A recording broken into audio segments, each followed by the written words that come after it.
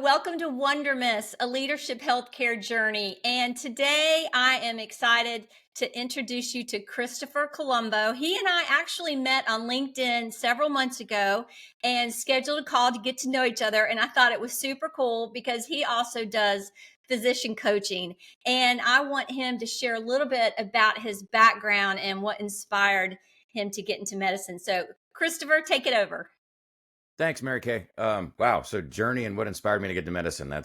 I'll have to keep that brief. It's been a minute. The thing that I wanted to do for the longest time, as I can remember, was be a doctor. I didn't actually know what kind, but during medical school and residency, I really got bitten by the critical care bug, you'd say. So I've been an ICU doc for about 20 years. And I was also in military service. So I did 24 years in the Army, 20 active and 4 in the reserves, including some deployed time as an intensivist. And after retirement, I was turned on to coaching by a good friend who also had retired from the Army, a fellow intensivist. And what we realized was with the gift of retirement, we were able to do a bit of what's called job crafting. So rather than, hey, I went and got a job at this practice or this university, or as we had done in the Army, you get the thing you want to do plus other duties as assigned. We actually got to create our own path. And the things that I missed from my military service, clinical care. So I still practice in a hospital, but I work part-time, and particularly at night, because I really just want to focus on the clinical part of it and not the rest. But I missed the leadership and mentorship aspect that I had in developing junior physicians and junior officers. So I completed executive coach training, and then realized that most of my professional challenges and struggles came from trying to parse out what was the professional life and what was the personal life. And the illusion is that there's a difference because you're you in both places. So I completed an additional certification in positive psychology coaching, which most people like executive and positive psychologist. How does that go together? I said, now I can help folks, whichever aspect of their life they're challenged in. And the nice thing is they'll get benefits in the other domain. Yes. Yeah. Well, and thank you for your service. Blessings to you on that and everyone else that serves. My pleasure. Let's rewind a little bit to that time when you were in the military. And because I think there's been a lot of value people are experiencing hearing some leadership lessons that have learned, whether it's from a leadership perspective or leading your team perspective. Can you think of an example during that time that was really meaningful for you?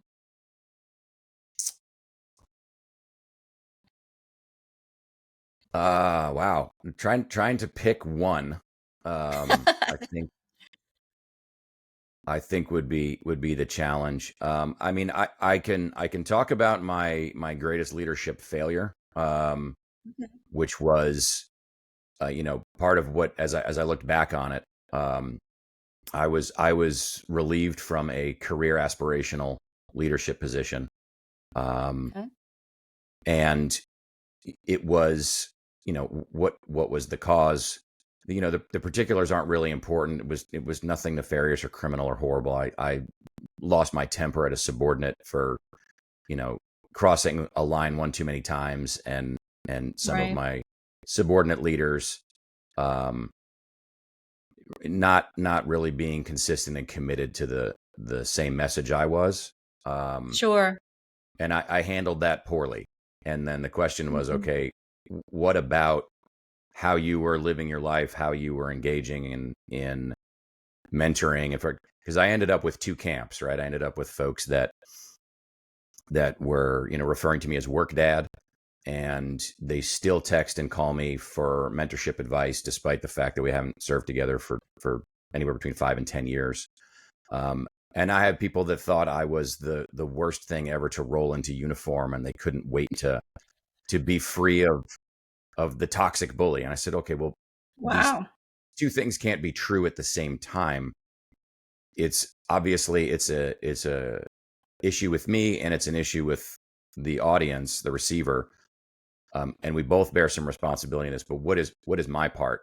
And I had a good friend that I now collaborate with on our leadership and mentorship blog, who asked me. He's like, okay, thinking. He's curious, asking a lot of questions, and he finally stopped me. He said, okay, so do you want to be right or do you want to be effective when you mentor people? Wow. I like that. And yeah. And as I thought back, right, I actually just am putting out, finally, after 2 years of blog writing, I've gotten to the point where I processed this event from 7-8 years ago now, where I can write about it and get some value to other folks about, this firing essentially. And it was, Sure. Everybody's, oh, he's irredeemable. We've given him feedback for years. Feedback is not always of the appropriate quality, delivery, and volume. And it depends on the person giving the feedback, right? Correct. And how they're giving it. If feedback is given as do this or else, right? Yeah. You're running, self-determination theory would suggest that autonomy is very important to people. If it's not your idea, you're going to resist it even if it's the right thing. That's just the way we're wired.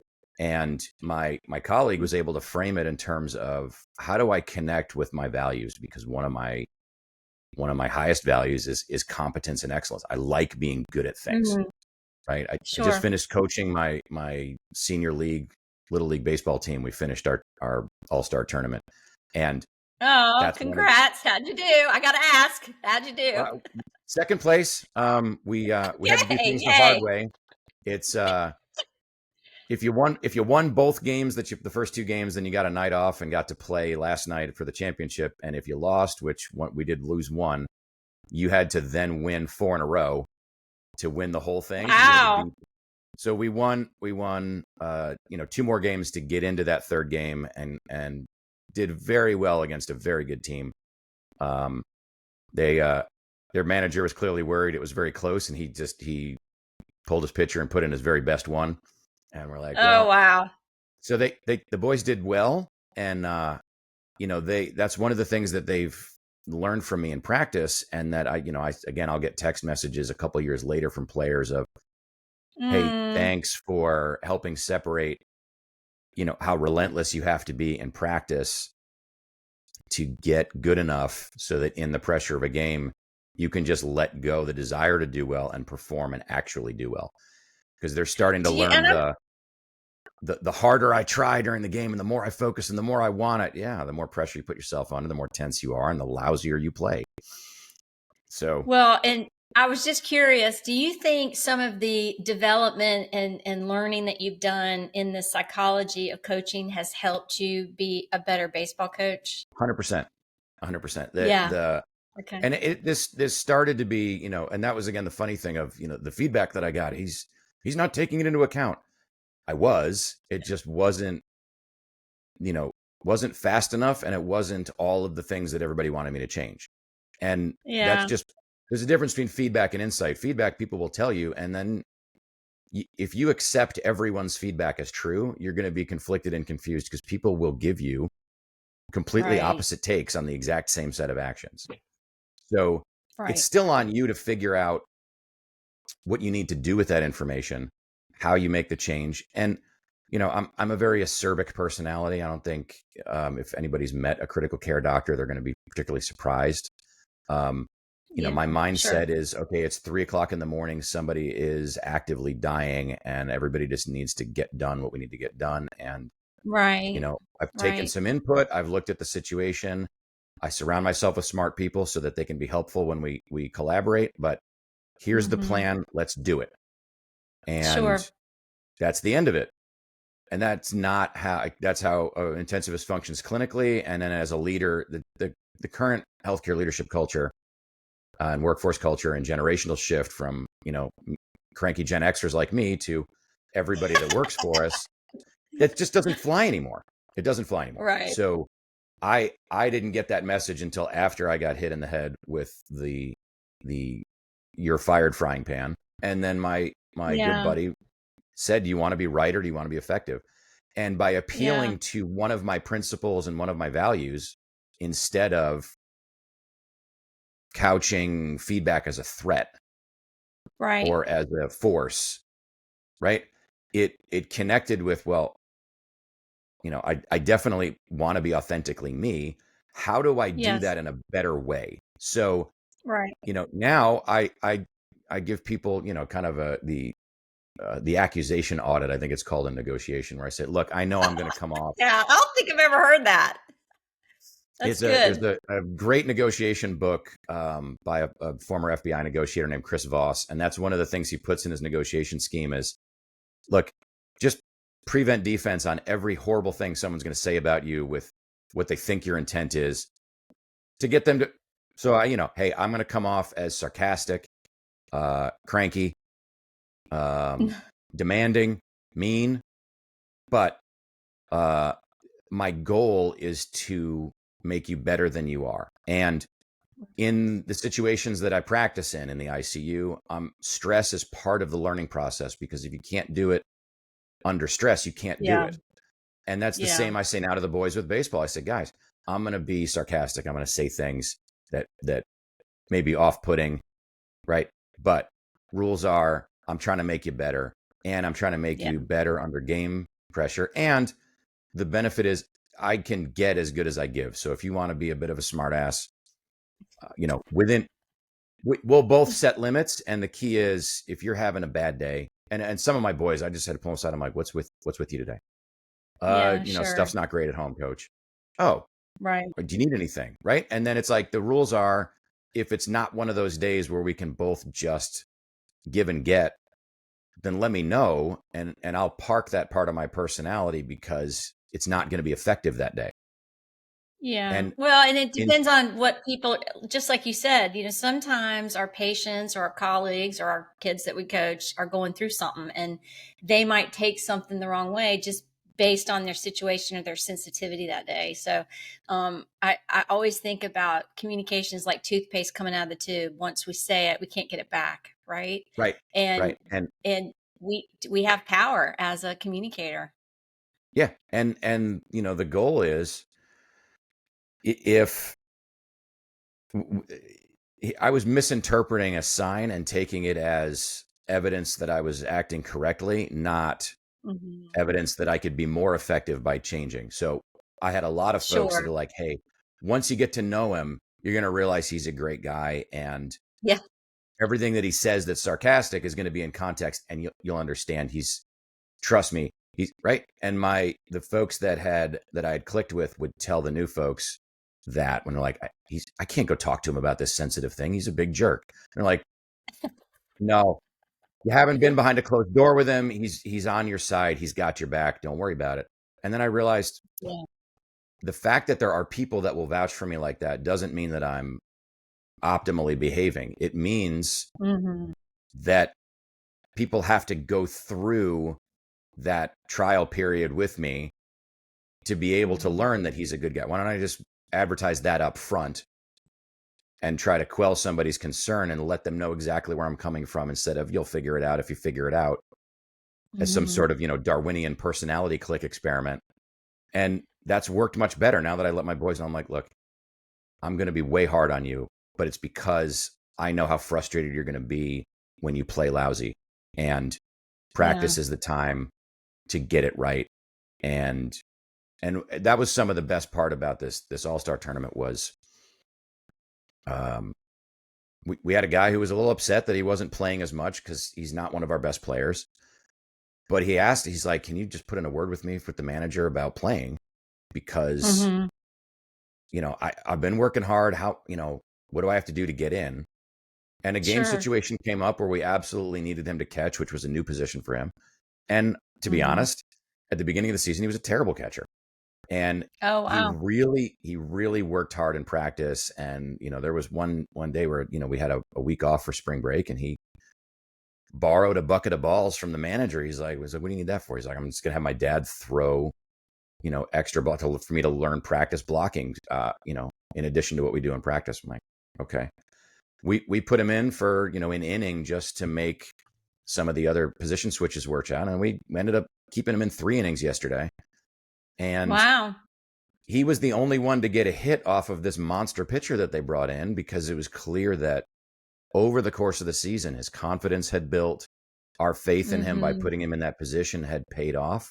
And, he got this great hit late in the game when everybody else was just baffled by this pitcher. I'm like, that's part of the joy of why I now keep doing this and why I've made it, new career, new profession, is that I love that impact, right? I love helping people get out of their own way and then be able to advocate for themselves like that. And then they put the work in and they've got the competence and the skill to back up that request. I didn't stop it to say, oh, you really think you're a good enough catcher compared to the other two guys we got in the position to play? I stopped myself from saying that because that's not helpful. Sure. And he played a great game, and watching some of the boys develop and blossom like that, that's the better feedback to me than the old style, which is, the ones that get him and they're, they become like family. Now it's the boys that I coach, they know it right from the beginning, and then I get to see that positive outcome in way more people that I interact with.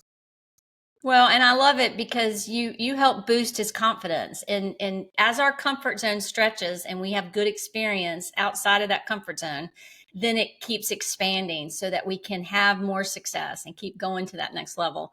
So how have you been able to partner and help physicians with some of their leadership journey and also with some of the work-life integration? Talk to me a little bit about that. So that's very timely, actually. I just had a final out session with a physician in a coaching engagement. And I asked them, I said, just, hey, I'm military. You can take the boy out of the Army, but you're not taking the Army out of the boy. We do after action reviews after any engagement, any battle, any mission. And I said, hey, let's, just debrief this. How did the engagement go? What was helpful? What was not? What can I do better? What served you best? And he just said, wow, I thought that this was just going to be professional development. As a military physician who was dealing with, ironically, a toxic leader. And we actually still have like a series of blog posts in development together based on the framework that we came up with together of how do you really separate the baby and the bathwater in somebody who's, exhibiting toxic behavior as a leader. Are they a toxic, irredeemable person? Are they just incompetent? Are they really malicious? And even people who are terrible at their job will occasionally do something right, and they deserve credit when they do. How do you do that in that set? That's what it started as. And he said, I thought our whole engagement was going to be leadership development, professional development. He said, I was in a leadership job that was way over my head. And I thought that's what we were going to work on. He said, all of what we talked about is applicable to me being a better husband, me being a better father, me being a better friend and family member. And I just said, I'm like, hey, thank you. Because that was literally the niche I was trying to construct when I did executive and positive psychology training. Because again, my challenge was I was a good father and a good husband, and my household ran well. Why didn't my residency program run well? I was really good in, keeping, equanimity in stressful clinical situations when somebody's life was on the line. Why was it that I couldn't keep control of my temper in a meeting or in a counseling session with somebody who, was pushing my buttons? Right. When the stakes weren't that someone was going to die, when, we were failure or not in the meeting. And the light bulb was, you're the same person in your personal and professional life. If you try to over compartmentalize, you're diluting yourself, right? To keep yourself from looking and saying, this is working here, it's not working there, which means whatever it is not working. Because whatever you do, if you're doing it right, there's those areas where it's working in both domains. Well, now you've got it right. If it's working in one and not the other, you've got it half right. And whether it's, in my case, I have a much better relationship with my wife and children than I do with a lot of people at work. And the other thing my colleague said, he said, you're focusing on the answer to these questions. You're focusing even on the communication style. He said, but what you're missing is if the relationship is right, you can basically say anything to anybody. And if the Yeah, and relationship you've is earned that wrong, trust. Yeah. yeah. And if the relationship is wrong, there's not a damn thing you can say to get it right. Yeah, And, sure. you know, uh, and again, those light bulbs went on with working with him and sort of a peer development. And then I did, it's funny, I see Crucial Conversations behind you. Yeah. You know, took, took the course, took Arbinger, and, when you sit through Arbinger and you're like, okay, people aren't understanding you. Try to educate or try to clarify. Okay, then try to educate. Then leave the problem out of it and just build a relationship with the person. I'm like, ooh, Mm, that'd yeah. have been helpful like 8 years ago. Well, And and that's the key is it was very rewarding this morning because he echoed my niche back to me. Right. He's like, we yeah, worked on this sure. thing and it applied to my whole life, not just, and I've had people do the opposite where, they discuss a personal issue and then they find out, hey, that thing you told me or we worked on or we figured out, I tried it at work and it was Yes. great. Okay, Yeah. fabulous. And when they have those good outcomes, again, that does crisscross between what's happening at work and what's happening at home. Sometimes they can apply a principle in a personal realm, also apply it professionally and get a completely different result. Right. Two things. One, I want you to be able to share at the end how people can get in touch with you. And secondly, if you were going to talk to your younger self, what words of wisdom would you tell yourself? Oh, that's easy. I, I'm trying to think how far back I would have to go. But regardless, every time I try to think back, what if I heard that earlier? What if I heard that? It would be those two bits of advice from my co-conspirator, my collaborator in chief, I call him, um, a fellow Army physician as well, who got way up in the command ranks and then decided that it wasn't a fit for him. So now we Mm-hmm. do this together. It would be those, focus on the relationship and the Mm-hmm. communication. You'll have a lot more grace in a relationship than you will in an interaction is one of the ways to Mm, put it. And would you rather be right or would you rather be mm, effective? And excellent. if I added that to the advice that my dad um, gave me that he learned way too late in life that he wanted to impart to his sons, which is, look, he suddenly figured out in his 40s uh, that, hey, the whole world is not full of other me's. I'm the only person that Mm, sees things the way that I see them. And if I mm, assume that everybody knows, sees, and understands what I do, sure. then that assumption is going to get me into trouble. And if I take a step back from that and make sure that I understand where other people are coming from and they understand where I'm coming from, now we know where the gap is, right? Right. We're not arguing two different things where we think the other person's nuts because don't they see it the way they see it the way I do, but they're behaving a different way. So Right. if I could add, do you want to be right or effective to that Good. and focus on the relationship? Good grief, I could probably go back to when I was a teenager and get value out of those statements now that I think about it. Christopher, you are uniquely and wonderfully made. So, how can people get in touch with you? And we'll also put it in the description when we post it on the channels. Absolutely. So, I mean, you can find me on social media, Christopher J. Colombo. That's not a joke. My parents did that to me, Christopher Colombo, and it's spelled with all O's.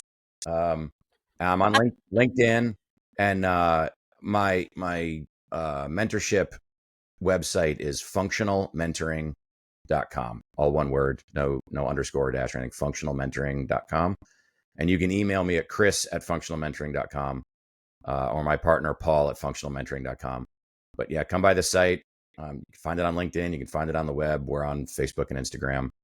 Um, Okay. and check out our stuff. Take a gander through our life lessons where we process our leadership successes and failures, and take a look at some of these aspects of what we call getting your ships to sail true: leadership, mentorship, followership, and relationship.